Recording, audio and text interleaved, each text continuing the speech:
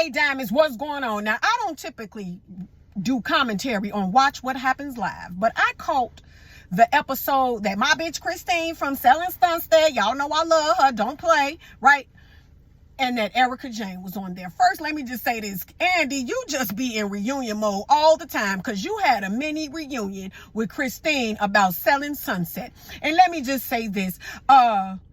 Christine is a class act. Do you understand? Because when Andy asked her if Chriselle got special treatment because she was dating Jason, the boss, her answer was very PC. Because in my opinion, yes, she got special treatment because she was fucking Jason. Do you understand me? Because she was barely ringing the bell for sales on that show. Do you understand me? And the way they was just giving her listings or whatever y'all call it, child, please.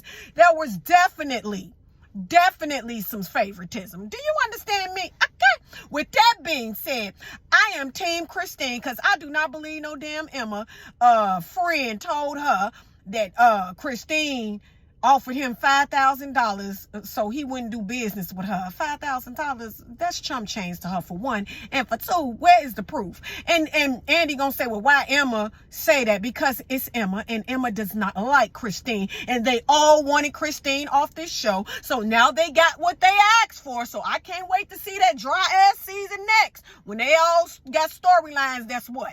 Not about Christine. And Christine, I really do hope you get a spinoff show and rock that bitch because I will be watching. Okay.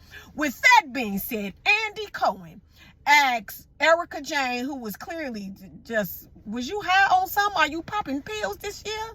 Like, what's going on? Are you taking Booker sugar? But with that being said, Andy said, well, why do you think the outrage is more with you than it is Jen Shah's?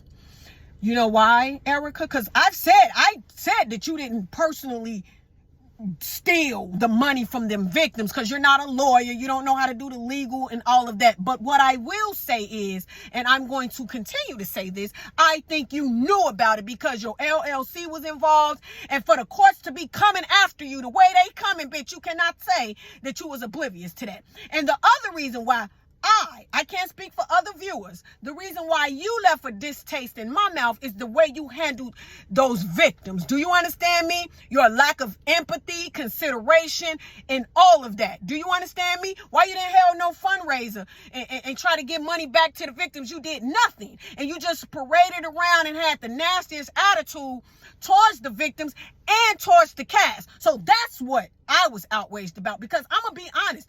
Up until last season, I was obsessed with you. I thought you was the finest thing since sliced bread on the show because you and that Dorit are the number 2 best dressers on the show. So I was a fan of yours until last season. Do you understand me? And then, lastly, right, because I can go on and on, Andy said Mazel because it hailed in Pasadena this year. Andy, that was this year. When Erika said that it snowed, which hell is not snow, right? And said that her son car flipped over 5 goddamn times and he's still alive and walked away without a scratch. If it snowed then, it would have been a record-breaking recording in the media. There was no snow that year that she's talking about. Do you understand me? So no. And the thing is, since she don't like the word liar, your stories was real different. It was real different, right? You kept getting caught up in different lies and you kept adding on stories that didn't make sense. And you just, girl, you was lying. But I said, wait, I'm watching.